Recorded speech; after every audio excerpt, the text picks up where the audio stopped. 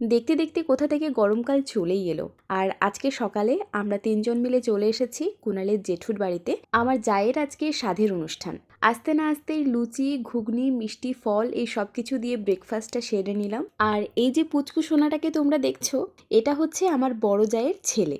আমরা যেহেতু এই দেশের বাড়িতে থাকি না, এখান থেকে বেশ অনেকটাই দূরে থাকি, তাই ওর সাথে আমার এই প্রথম দেখা। তারপর ওকে একটু আদর করেই আমরা খাওয়ার দিকে চলে এসেছি।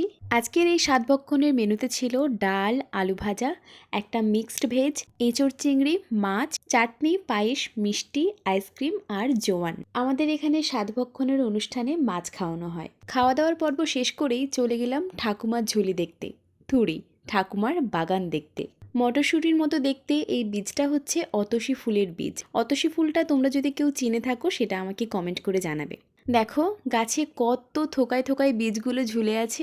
অতসী ফুলটা কিছুটা অপরাজিতা ফুলের মতোই দেখতে, তবে হলুদ রঙের। আমি তোমাদের আগেই একটা ভিডিওতে এই অতসী ফুলটা দেখিয়েছি। আমার কিন্তু এই ফুল গাছ বা ফলের গাছ, এই ধরনের গাছপালা দেখতে বেশ ভালো লাগে।